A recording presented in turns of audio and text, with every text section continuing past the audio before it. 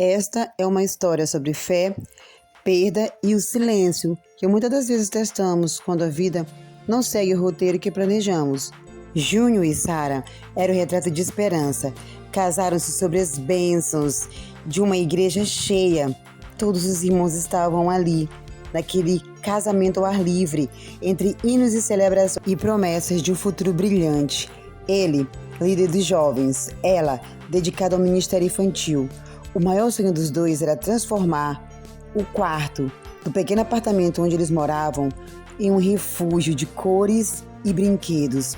Quando o teste da farmácia finalmente mostrou as 2 listrinhas rosadas, apenas 3 meses após a lua de mel, o mundo pareceu parar. Eles oraram de joelhos na sala, agradecendo pelo que eles chamavam de promessa, e já imaginavam o batismo, o primeiro sapatinho e o testemunho de que dariam no altar.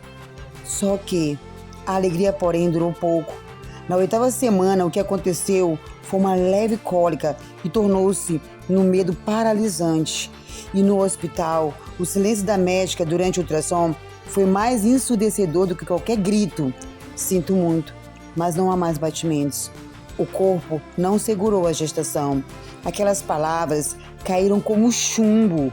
O trajeto de volta para casa, logo após sair do hospital, foi um vácuo, onde Júnior segurava o volante com força, tentando ser o pilar que a teologia muitas das vezes exige dos homens, enquanto Sara olhava pela janela, sentindo que sua fé tinha sido ferida de uma forma que ela não sabia como explicar.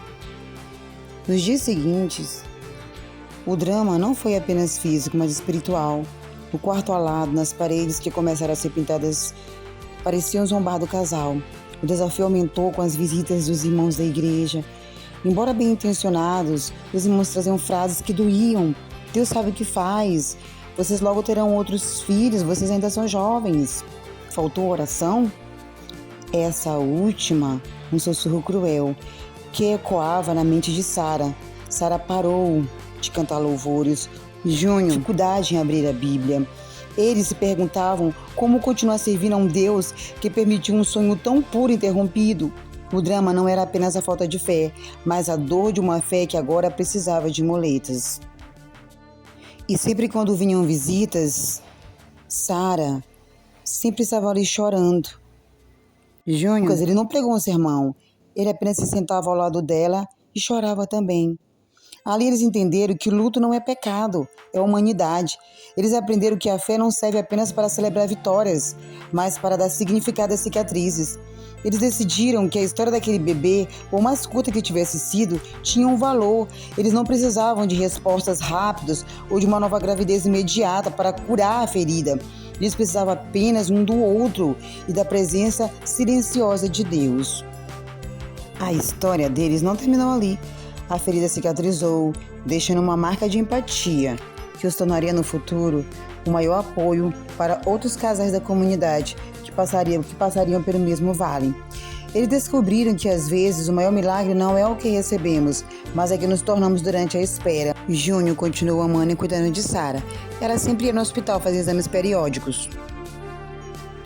O tempo tem uma forma curiosa de curar sem apagar as lembranças, porque Deus sempre está no controle de tudo. 2 anos se passaram. O quarto, que era do bebê, foi fechado. Tornou-se temporariamente um depósito de caixas. Júnior e Sara mergulharam de vez no trabalho. Abriram um pequeno restaurante de comida caseira, o Tempero da Fé. Júnior cuidava das finanças do salão e também ajudava na cozinha, assim como Sara também. Sara, que tinha antes medo até de bicicleta, desafiou seus próprios limites, tirou a habilitação e passou a dirigir. E ela e Júnior sempre estavam indo juntos. Ela estava mais forte, mais independente, mas o desejo da maternidade estava guardado em uma caixinha trancada no fundo do coração.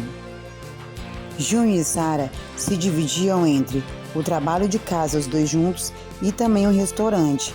Então eles estavam sempre assim, trabalhando tanto no restaurante como ele se ajudava em casa. E um dia, em uma terça-feira muito agitada, Sara se sentiu muito desconfortável e muito mal. Mal acabara de arrumar a casa e de repente ela parou, sentindo um mal-estar. E ela falou: "É o cansaço, Júnior. O restaurante está exigindo muito de nós." Ela sempre dizia isso, tentando convencer a si mesmo que era só beber um copo de água gelada e tudo passaria. Mas o mal-estar persistiu por uma semana. A pressão caía, o sono era avassalador e uma pontadinha de esperança, misturada com o medo terrível de sofrer de novo, começou a crescer dentro de Sarah. E assim, em uma noite mal dormida, Sarah passou muito mal, estava muito mal mesmo. E então, eles resolveram, naquela mesma noite, naquela madrugada, sair e ir para o hospital de emergência, porque ela estava se sentindo muito mal, realmente. Achava que nem conseguiria trabalhar no outro dia. Sentada naquela sala de espera branca, as memórias da última vez que estava ali voltaram como um filme. O coração de Sarah batia acelerado sobre a blusa. Junho segurou a mão da esposa. Ambos estavam trêmulos. O doutor então entrou na sala com um envelope e um sorriso contido que eles não conseguiriam decifrar de imediato.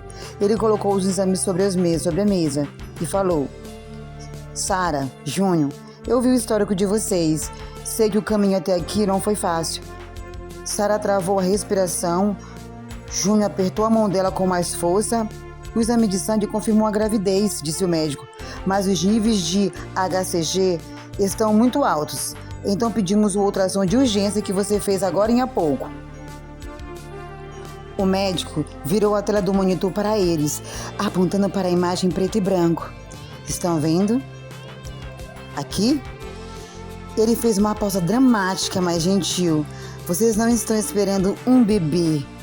Sarah, você está grávida de gêmeos. 2 corações fortes e saudáveis. O silêncio na sala foi quebrado pelo soluço de Júnior. Ele se curvou com o rosto nas mãos, chorando com o choro que estava guardado há 2 anos. Sarah ficou estática por alguns segundos, olhando para a tela, até que uma lágrima solitária escorreu dos seus olhos. Desta vez não havia silêncio no ultrassom, havia um som ritmado, rápido e vigoroso de 2 corações batendo em uníssono. O dobro não era apenas sobre o número de filhos, mas sobre a restauração que eles sentiram naquele momento. Os 2 se abraçaram e se beijaram, graças a Deus por aquele milagre. A prova da perda tinha ficado para trás. O novo ciclo começava com responsabilidade e alegria. A gestação corria como um bálsamo. A barriga de Sarah já estava bem redonda, orgulhosamente exibida sob os vestidos que ela escolhia com tanto carinho. No restaurante, os clientes já costumavam a ver a futura mamãe de 2, administrando tudo com um brilho diferente no olhar. O medo tinha dado lugar à expectativa, mas o destino ainda reservava um último teste de fé. Sarah quis dirigir de volta para casa naquele dia. O trânsito era intenso, não tinha nem mesmo como eles pararem em nenhum momento. Então, subitamente, ela sentiu uma visgada aguda, como se o mundo tivesse contraído por um instante. Ela não conseguia parar. Ela respirou com calma e disse: Calma, pequenos, ainda não é a hora. Júnior ficou com o rosto pálido, mas tranquilizou Sarah. Vamos, você vai dirigir com calma, amor. Vai com calma. E ela falou: acho que eles querem vir agora. O trajeto até o hospital foi com muitas orações sussurradas e mãos dadas sobre o câmbio do carro. Calma, vai dar tudo certo. No corredor do hospital, o clima era de urgência. Sarah ainda caminhou devagar pelo corredor, dizendo: vai dar tudo certo. Eles iam orando e iam cantando bem devagarzinho. E logo depois, ela foi colocada em uma maca e levada rapidamente para a ala obstétrica. Juno ficou no corredor, caminhando de um lado para o outro, orando, buscando a presença do Senhor. A preocupação o sufocava. Eles estavam apenas na 32ª semana. Era cedo demais. Senhor, Tu nos deste essa promessa em dobro. Não permita que o luto nos alcance novamente. Clamava Júnior em pensamento, enquanto o barulho dos monitores e o correr dos enfermeiros preenchiam o ambiente. De repente, o grito de Sarah ecoou. Antes que pudessem prepará-la para uma cesárea de emergência ou tentar segurar o parto, a bolsa estourou. O processo era irreversível e a natureza tinha pressa. Minutos depois, um som que eles nunca esqueceriam preencheu a sala do parto. Um choro agudo, fino, mas insistente, Logo em seguida, um segundo choro e mais um pouco abaixo, mais igualzinho decidido. O médico saiu do centro cirúrgico ainda com luvas, encontrando Juno trêmulo no corredor. Ele disse: Juno, eles nasceram. São apressadinhos, mas são guerreiros. Mesmo sendo prematuros, precisaram de cuidados especiais na incubadora. Por alguns dias, os bebês estavam bem. A medicina chamaria de parto prematuro instável, mas para o casal era o milagre da restauração. O dia da alta hospitalar parecia o fechamento de um ciclo de provações e o início de um tempo de colheita. Quando a enfermeira finalmente autorizou que Sarah segurasse os dois bebês juntos para sair da UTI neonatal, o tempo pareceu parar. Eles puderam ver nitidamente os rostinhos de seus bebês. O menino, pequeno, mas já demonstrava a força do pai. A menina, delicada, com traços suaves da mãe. Aquele quarto de hospital, que anos atrás foi cenário de lágrima e tristeza, agora transbordava uma gratidão profunda. O casal evangélico que um dia questionou o silêncio de Deus, agora entendia que às vezes o silêncio é apenas o tempo que o céu leva para preparar uma bênção maior do que se pode imaginar. Mãe e pai carregavam os bebês, sentindo o calor da pele deles com o seu peito. Sarah deixou as lágrimas rolar livremente. Não eram lágrimas de dor, como as de 2 anos atrás, mas de uma alegria que transbordava. Júnior, ao lado dela, carregava as bolsas e um sorriso que não cabia no rosto. Eles atravessaram a porta do hospital, não mais como um casal ferido, mas como uma família completa. Ao chegarem em casa, o apartamento que antes parecia silencioso demais, agora estava vivo. O quarto finalmente pronto, exalava o cheirinho de talco e algodão. Naquela primeira noite, após amamentar e trocar os pequenos, Júnior e Sarah ficaram parados, lado a lado, observando a respiração suave dos gêmeos no berço. Sem precisarem dizer uma palavra, os dois se entreolharam, como se fosse um reflexo da alma. Choraram, se abraçaram, ajoelharam-se ali mesmo, ao pé do berço. Senhor, sussurrou Júnior com a voz embargada. Obrigado, Senhor, por não ter desistido de nós, quando nós quase desistimos da esperança. Obrigado, porque o Senhor restituiu tudo que o vento levou. Eles oraram por horas em voz baixas, consagrando a vida do menino e da menina, pedindo sabedoria para guiá-los no caminho da fé. Alguns meses se passaram. Os bebês estavam gordinhos e saudáveis e com os olhinhos curiosos. No primeiro domingo em que levaram os filhos à igreja, a recepção foi emocionante. Ao cruzarem o corredor central, cada um carregava um bebê no colo, emocionados. Os olhares dos irmãos da congregação eram de admiração. Quando o louvor começou a tocar, aquele mesmo hino que Sarah não conseguia cantar no tempo da perda, ela sentiu um nó na garganta. Sentados no banco de madeira da igreja, Júnior segurava o menino e ela a menina. Ao fechar os olhos para orar, a imagem de todo o sofrimento passado veio à tona, mas foi imediatamente substituída pelo peso real e abençoador dos bebês em seus braços. Eles choraram de soluçar, com os rostos encostados na testa dos filhos. Não era um choro de tristeza, mas de alívio e gratidão.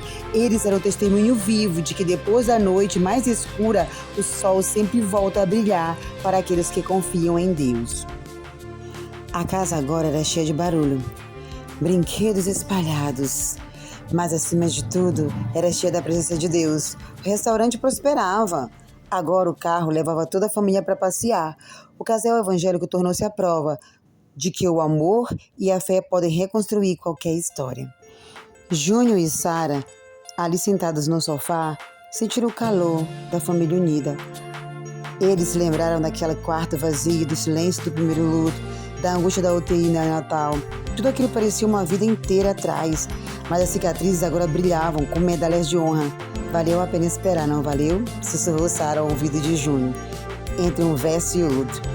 Cada segundo, meu amor, ele respondeu, abraçando ela. Eles não eram apenas um casal que sobreviveu a um drama, era uma família que floresceu no deserto. A história que começou com uma perda dolorosa tinha se transformado em um legado de esperança que passaria de geração em geração.